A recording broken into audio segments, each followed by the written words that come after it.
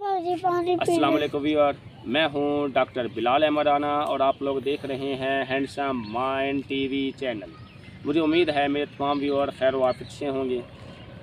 देखिए, माह रमज़ान ये एक आम महीना नहीं है। अल्लाह रब्बुल इज़्ज़त की ज़ात ने माह रमज़ान की बरक़ात और फजीलत जितनी ज़्यादा रखी हैं, आप जितना इसके ऊपर पढ़ लें रमज़ान के फ़ज़ाइल के हवाले से दसियों किताबें मार्केट के लिए उतना कम है। रमज़ान की फजीलत बहुत ज़्यादा है, रहमत का अशरा है, फिर उसके बाद मग़फ़िरत का अशरा है, ठीक हो गया, और बरकत का अशरा है। पहला अशरा रहमत का है, दूसरा बरकत का है, तीसरा अशरा मग़फ़िरत का है। तो रहमत का अशरा तकरीबन ख़त्म होने को है, बरकत का अशरा ये तकरीबन चलने को है, और उसके बाद तीसरा अशरा ये मग़फ़िरत का है। तो ये जो महीना है इसके अंदर 10 दिनों के लिहाज से अल्लाह रब्बुल इज़्ज़त ने सेगमेंट बनाए हुए हैं कि ताकि ये लोग उसी निस्बत से, उसी नोयत से अपने अमाल मामलात को ज़्यादा कर सके जो उसको करने चाहिए थे।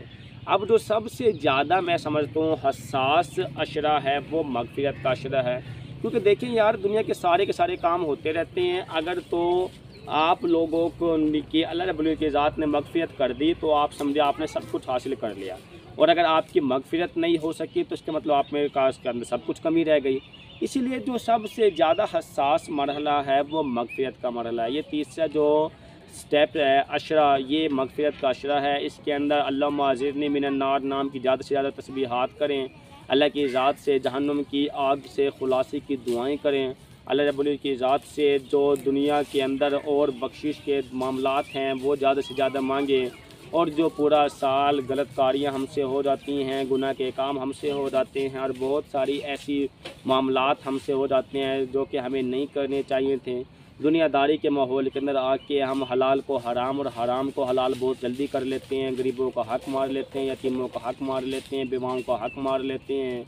हम दुनिया के मामलात में आके बहुत ज़्यादा करप्शन करते हैं, लोगों से मार सूट करते हैं, इस तरह के मामला बहुत ज़्यादा करते हैं।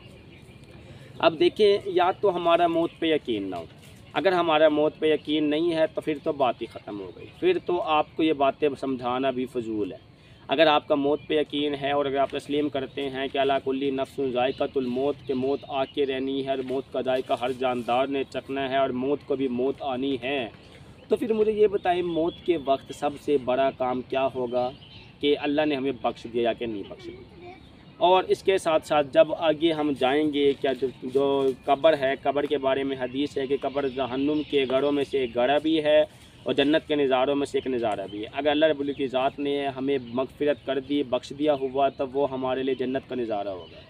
फिर अगर इससे आगे जाएँ तो फिर जब पुल सिरात से बिजली की तरह गुजरना होगा, तो जिसके अल्लाह रब्बुल की ज़ात ने मग़फ़िरत कर दी होगी तो वो पुल सिरात से बिजली की तारों की तरह गुजर जाएगा, एक करंट की तरह वो निकल जाएगा, और जो गुनाहगार बंदा हुआ जिसकी मग़फ़िरत नहीं हुई तो वो कटते रहेंगे और जहन्नुम की आग के अंदर गिरते रहेंगे। फिर जब नामा या माल पेश होगा, और नामा या माल के वक्त पे जो नेक लोग होंगे जिसके अल्लाह रब्बुल की ज़ात ने मग़फ़िरत कर दी होगी, तो वो तो जिनके नामा या माल दाएँ हाथ में दिए जाएंगे, और जिनकी मग़फ़िरत नहीं होगी तो वो बाएँ हाथ में दिए जाएंगे, और जिनकी मग़फ़िरत हो चुकी होगी तो वो अपने नामा या माल सारे लोगों को दिखाते फिरेंगे और खुश होंगे कि देखो जी, मैं पास हो गया। बिल्कुल इसी तरह से जब जन्नत और जहन्नुम का सवाल होगा तो जो उसको बख्शिश कर दी जाएगी वो जन्नत में जाने वाले होंगे, और जिसके जितने अमाल होंगे वो जन्नत के उतने आला तय खानों में, उतने आला एक शाहाना खानों के अंदर होंगे, और जो बदकार लोग होंगे वो जहन्नुम की आग का ईंधन बनेंगे। इन सारी बातों का बताने का मकसद क्या था? इन सारी बातें बताने का मकसद ये था कि अगर मग़फ़िरत हो गई तो सारी मंजिलें आसान हैं, मौत भी आसान है। मौत का जायका ऐसे है कि जैसे एक टाइम के अंदर इंसानी जिस्म के अंदर कम अज़ कम 200 से 206 हड्डियाँ कुल होती हैं, और एक टाइम के अंदर पूरे जिस्म की हड्डियों को तोड़ा जाता है। अगर कोई ऐसी चीज़ हो कि ऊपर से कोई ट्रेन या गाड़ी और एक टाइम पे आपके पूरे के पूरे जिस्म को आपको तोड़ते हुए चली जाए हड्डियों को, यार एक उंगली की हड्डी कटती है, दर्द होता है, तो हम तो उसको बर्दाश्त नहीं कर सकते। जब सारी हड्डियाँ एक टाइम में टूटने का एहसास हो तो सोचें उसका दर्द कितना ज़्यादा होगा। और जो जितने ज़्यादा नेकी के दर्जे पे होगा तो उसको मौत की सख्ती भी उतनी ज़्यादा कम होगी। मेरे नबी पाक सल्लल्लाहु अलैहि वसल्लम को भी मौत की सख्ती इतनी सी महसूस हुई थी जैसे एक नीडल चुभती है। अब जिसके लिए कायनात बनी उसके लिए अगर इतनी सख्ती है, जितनी एक हल्की सी नीडल चुभती है, तो अब मौत की सख्ती से तो हम ये कह सकते हैं कि वो अल्लाह रब्बुल की ज़ात वो जैसे चाहते, मैं यहाँ पे ये नहीं कहना चाह रहा कि मैं कोई मज़हब के या कोई फ़िरके के कोई ऐसी बात मेरे मुँह से आता हो, मतलब ये समझाने का बात करने का मतलब ये है कि अगर मेरे नबी की ज़ात जिसके लिए पूरी की पूरी कायनात बनेगी उसको एक हल्का सा पेन दिया गया है, तो यार हम जो लोग जितने इतने ज़्यादा गुनाहगार लोग हैं तो उनको कितना ज़्यादा पेन दिया जाएगा। अब इन सब से बचा जा सकता है, हम उस मौत की सख्ती से बच सकते हैं। हम उस मौत की सख्ती से कैसे बच सकते हैं कि अगर अल्लाह रब्बुल इज़्ज़त की ज़ात से हम अपने गुनाहों को बख्शवा दें। अब अपने गुनाहों को बख्शवाने के लिए सबसे बेहतरीन अशरा है, और वह अशरा कौन सा है? वो अशरा है अल्लाहुम्मा अजीरनी मिनन नार, माह रमज़ान का आखिरी अशरा।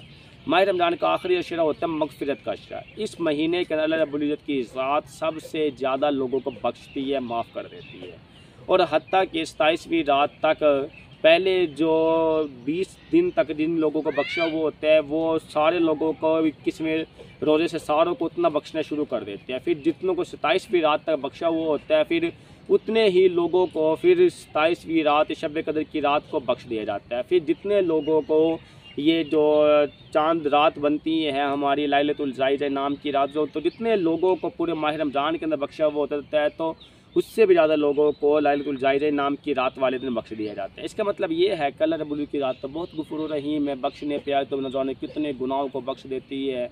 ठीक हो गया, हमने सारी सारी ज़िंदगी ख़ताकारी और गुनाह किए होते हैं, हमें बख्श देती है, लेकिन शर्त इसमें एक है, और वो शर्त क्या है कि हम अल्लाह रब्बुल की ज़ात से बख्शिश मांगे तो सही ना। बख्शिश मांगने के लिए अल्लाह रब्बुल की ज़ात ने खुद फरमा दिया, क्या फरमा दे कि जी ये महीना बख्शिश का है, तो इस महीने आप लोग बख्शिश करवा लें जितनी इसके दिल में आता है, कि ये तो चिराग है जिसके दिल में जितनी आए रोशनी पाले।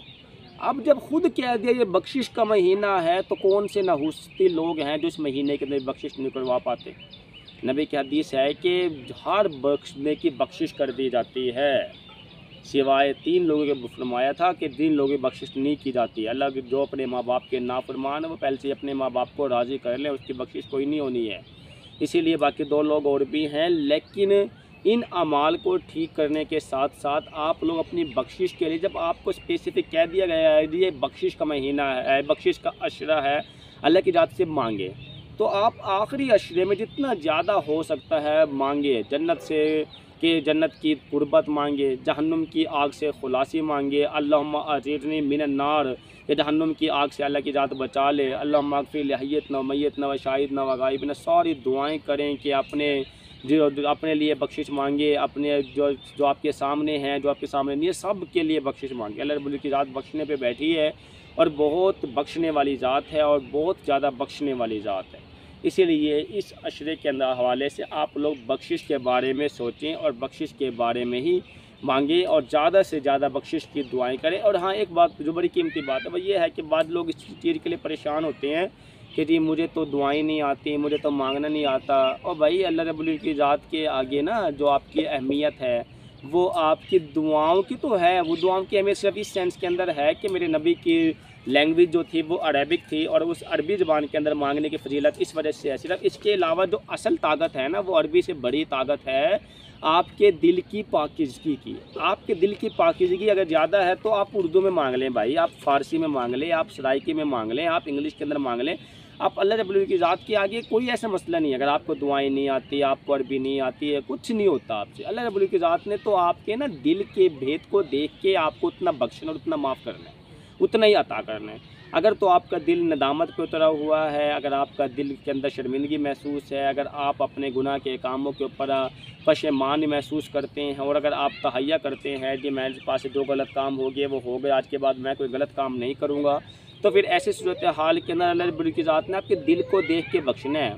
आप ज़बान से रट्टा लगाते जाओ, अरबी के अंदर एक मिसाल के तौर पे दिल के अंदर पाकीज़गी हो ना, तो ऐसी सूरत हाल के अंदर कोई नहीं बख्शा जाना। इसलिए जो लोग ऐसे हैं जो कहते जी अपना मौलाना साहब और मुफ्ती साहब और हाफ़िज़ साहब हमें तो दुआएं नहीं आती तो हम क्या मांगे, ऐसा कोई चक्कर नहीं है। आप दुआएं याद कर लें, अच्छी बात है, अच्छी चीज़ है, वो भी तरजीहात पे रखें, याद कर लें। लेकिन अगर आपको दुआएं याद नहीं भी हैं तो आपके जो दिल की कैफियत है, जो रूहानी कैफियत है, जो जहनी कैफियत है, तो अल्लाह रब्बुल की ज़ात ने उस कैफियत के मुतबादिल आपको बख्शना है। अगर सिर्फ़ और सिर्फ अरबी पढ़ के और नमाज़ें पढ़ने से ही माफ़ी होती ना, तो मुझे एक बात याद रखें कि क़यामत के दिन ऐलान होगा। मेरे नबी की रात ने फरमाया सहाबा किराम इकट्ठा करिए, तुम्हें पता है मुफलिस कौन है? सहाबा किराम ने फरमाया जी आप ही बता दें मुफलिस कौन है। तो मेरे नबी ने फरमाया मुफलिस वो है जो बेतुके नमाज़ें लेके आएंगे, तिलावत लेके आएंगे, कुरान पाक इकट्ठे करके लेके आएंगे, लेकिन उन्हें की नमाज़ों को, उनकी तिलावत को, उनके कुरान पाक को उनके मुंह पे मार दिया जाएगा, क्योंकि ना कभी सजदा सही नहीं किया होगा, कभी कोई और काम सही नहीं किए हुए होंगे। तो दिल की कैफियत का नाम है असल तो मांगना। अगर आपकी दिल की कैफियत के अंदर है एक चीज़, तो फिर उससे बख्शिश होनी है। तो आप ना अल्लाह की ज़ात के आगे देखिए, हम दुनिया के अंदर पता क्या करते हैं, दोगला, मुनाफिक, मुनाफली, डबल फेस, हम कुछ और होते हैं, अंदर से बाहर से कुछ और करते हैं। तो अल्लाह की ज़ात को हम धोखा नहीं दे सकते। अल्लाह की ज़ात के आगे बस आप अंदर से बाहर से एक जैसे होके मांगे। आप ये सोच के ना मांगे मैं तो बड़ी नमाज़ें पढ़ ली तो मैंने मैं बख्शे जाऊँगा। भाई नमाज़ों से कोई नहीं बख्शे जाते, आप निदामत से बख्शे जाएंगे। आप निदामत करें, पशेमान हों, रात को तहज्जुद के अंदर उठें, तहज्जुद की नमाज़ के अल्लाह रब्बुल की ज़ात से मांगे और अल्लाह रब्बुल की ज़ात के आगे गिड़गिड़ा के मांगे, अंदर और बाहर से एक होके मांगे, मुनाफिक बन के ना मांगे, बल्कि अल्लाह की ज़ात से मांगे कि अल्लाह पाक की ज़ात मैं तो जैसा कैसा हूँ, तेरा बंदा हूँ, तेरे दर से उठ के नहीं जा सकता, तू ही बख्शने वाला, तू ही माफ़ करने वाला है। मेरी जैसे भी खताएँ हैं, गुनाह हैं, मुझे इस हालत में कबूल कर और मुझे तो बख्श दो, तेरे अलावा मेरे पास कोई ठिकाना नहीं है जहाँ पे मैं जा सकूँ। तो ये सोच के मांगे। जब आप लोग ये सोच के मांगते हैं तो अल्लाह रब्बुल की ज़ात को ना अपने बंदे पे बड़ा तरस आता है। माँ से 70 गुना ज़्यादा मोहब्बत करने वाली ज़ात है, कैसे मुमकिन है कि अल्लाह रब्बुल की ज़ात को आपके ऊपर तरस ना आए। जब तरस आता है तो अल्लाह रब्बुल की ज़ात तो आपके बड़े बड़े गुनाहों को माफ़ कर दे। 100 कत्ल किया उसका भी माफ़ कर दे, सारी ज़िंदगी जिना किया उसका भी माफ़ कर दे, सारी ज़िंदगी करप्शन की उसका भी माफ़ कर दिया, सारी ज़िंदगी अल्लाह की ज़ात तो उनको भी माफ़ करती है जो कहते हैं मैं खुदा हूँ। अगर वो मांगने पे आए और कह दे जी आखिरी मरते हुए भी कह दे जी मैं खुदा नहीं हूँ, मुझसे सारी ज़िंदगी खताएँ गलतियों कर, अल्लाह कहते चल तुझे भी माफ़ है। अल्लाह की ज़ात जो कहते हैं, जब जिसने खुद को खुदा बना के रखा और उससे सच्चे दिल से एक दफ़ा माफ़ी मांग ली, उसको माफ़ कर दिया, तो यार तुम्हारे गुनाह कोई नहीं ज़्यादा है, तुम्हारे गुनाह कोई नहीं ज़्यादा है, अल्लाह की रहमत ज़्यादा है। अल्लाह की रहमत से ना उतनी उम्मीद लगा के मांगे कि अल्लाह की रहमत जितनी ज़्यादा है ना, तो उसके मुकाबले में मेरे गुनाह कुछ भी नहीं है। फिर अल्लाह की ज़ात से आपको ये यकीन और गुमान पैदा होगा कि अल्लाह की ज़ात मेरे गुनाहों को बख्श देंगी। फिर लेकिन सच्चे दिल से मांगे। सच्चे दिल से मांगना क्या होता है? सच्चे दिल से मांगना ये होता है कि जी आप नंबर 1 अपने पिछले गुनाहों पे नदामत और पशेमान हो, आने वाले वक्तों के अंदर आप उस ख़ताओं और गुनाहों को ना करने के लिए अज़म वाले हों, ठीक हो गया, और आइंदा के लिए उसके बचने की कोशिश करने वाले हैं। जब ये चीज़ें दिल के अंदर रख के आप मांगते हैं तो यार कोशिश तो कर लेना, ठीक है। इंसान ख़ता का बना है तो ख़ताएँ हो जाती हैं। आई नो माह रमज़ान के बाद बंदा फिर दुनिया के माहौल में आता है तो बहुत सारी ख़ताएँ फिर से कर देते हैं, लेकिन एटलीस्ट यार आप दुआ मांगते हुए तो कम से कम मुनाफिक ना बने ना। दुआ मांगते हुए तो यही कोशिश करना है, अल्लाह की याद मैं भी कोशिश करूँगा कि मैं कोई ख़ता ना करूँ, आज के बाद गुनाह ना करूँ, और मेरी तू भी मदद करना। वो जब बाद में गुनाह और ख़ताएँ होते हैं वो बाद की बातें हैं। आप उस बातों को दरमियान के अंदर रख के मुनाफिक बन के दुआ ना मांगे, बल्कि आप कोशिश यही करके मांगे कि मैं ख़ता और गुनाहों से बचूंगा, तो आप तब आपकी दुआएं ज़्यादा कबूल होती है। और दुआएं उसकी ज़्यादा कबूल होती है जो दूसरों के लिए ज़्यादा मांगते हैं। तो मांगना क्या है? आखिरी अशरा के अंदर बरकतें, सबसे ज़्यादा मगफिरत होती है, तो माफ़ी मांग लें, अल्लाह की ज़ात से माफ़ी मांग लें। अगर अल्लाह की ज़ात ने अगर आपको बख्श दिया ना, माफ़ कर दिया, तो आपके सारे ठिकाने हराम हैं, आपके सारे मामला हलाल, सारे आपके जो मामलात हैं वो पुरसकून और वो आरामदेह हो जाने हैं। आरामदेह होने से क्या मुराद है? आपकी मौत सुकून से आ जानी है, आपकी रूह आसानी से कब्ज़ हो जानी है, आपकी कब्र में आसानियाँ होनी है, पुल साथ से आसानियाँ होनी है, नाम या माल दाएं हाथ में मिल जाने, जन्नत में दाखिल कर दिया जाने हैं। तो ये सारी की सारी मंजिलें सबसे अहम मंजिल पर डिपेंड करो। सबसे अहम मंजिल कौन सी है? वह मौत की मंजिल है। मौत की मंजिल की सख्ती कब ख़त्म होनी है? जब आप अपनी बख्शिश करवा लेंगे। बख्शिश करवाने का क्या तरीक़ाकार है? जब आप माह रमज़ान के आखिरी अशरे के अंदर ज़्यादा से ज़्यादा दुआ करेंगे, अल्लाह माजिरनी मिनन नार, कि मुझे जहन्नुम की आग से खुलासी दे, मुझे जहन्नुम की आग से बचा, तो अल्लाह रब्बुल इज़्ज़त आपको माफ़ कर देती है। मुझे उम्मीद है कि ये वीडियो देखने के बाद आपको रहमत, बरकत और मगफ़िरत के अशरों के हवाले से आपको काफ़ी बातें सीखने और समझने का मौका मिल गया होगा, और आप अपने लिए बेहतरी के लिए आप ज़्यादा से ज़्यादा अल्लाह रब्बुल इज़्ज़त से आप माफ़ी मांगें। अगर आपको ये वीडियो अच्छी लगी है तो आप लोग अपने दोस्तों के अंदर शेयर करें, हमारे चैनल को लाइक करें, सब्सक्राइब करें, बेल आइकन को दबाएँ, और इसके साथ ही आप लोग अपना ख्याल रखिएगा। इजाज़त दीजिएगा। अल्लाह हाफ़िज़।